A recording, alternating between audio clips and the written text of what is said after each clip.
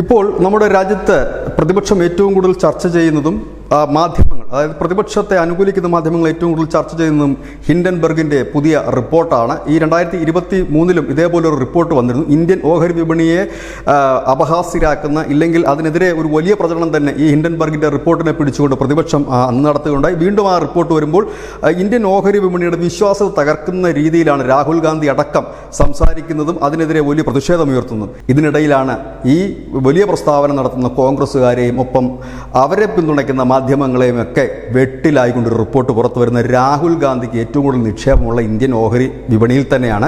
അതിൽ നിന്ന് രാഹുൽ ഗാന്ധി 59% നേട്ടമാണ് ഉണ്ടാക്കിയിരിക്കുന്നത്. അതിൻ്റെ ഡീറ്റെയിൽസിലേക്ക് നമുക്ക് പോകാം.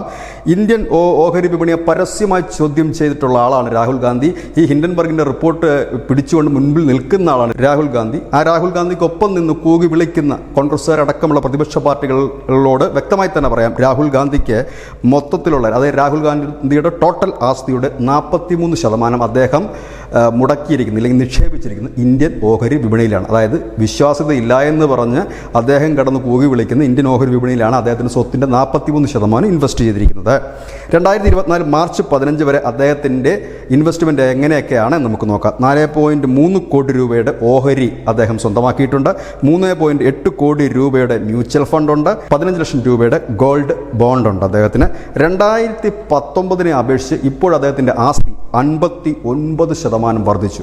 അതായത് അദ്ദേഹം വിശ്വാസ്യതയില്ല എന്ന് പറയുന്ന ഇന്ത്യൻ ഓഹരി വിപണിയിൽ അദ്ദേഹത്തിന് ആസ്തി വർദ്ധിച്ചതിൻ്റെ കണക്കാണ് ഇപ്പോൾ പുറത്തു വന്നിരിക്കുന്നത്. ഏതായാലും ഇന്ത്യൻ വിപണിയുടെ വിശ്വാസ്യത തകർക്കുവാനാണ് ഇത്തരം റിപ്പോർട്ടുകൾ വരുന്നത്. അതിനെ ഏറ്റുപിടിച്ച് പ്രതിപക്ഷം ശ്രമിക്കുന്ന, കാരണം ഓഹരി വിപണി തകർന്നാൽ സാമ്പത്തിക വ്യവസ്ഥയുടെ നട്ടെല്ല് തകരുമെന്ന് ഏവർക്കും അറിയാം. അതിൻ്റെ മുന്നണി പോരാളിയായി നിൽക്കുന്ന രാഹുലിന് ഏറ്റവും വിശ്വാസം ഇന്ത്യൻ വിപണിയെ തന്നെയാണ്, ഇന്ത്യൻ ഓഹരി വിപണിയെ തന്നെയാണ്. അദ്ദേഹം വലിയ നേട്ടം 59% നേട്ടമുണ്ടാകുകയും ചെയ്തിരിക്കുന്നു. ന്യൂസ് ഡെസ്ക് ന്യൂസിൻ്റെ മലയാളം.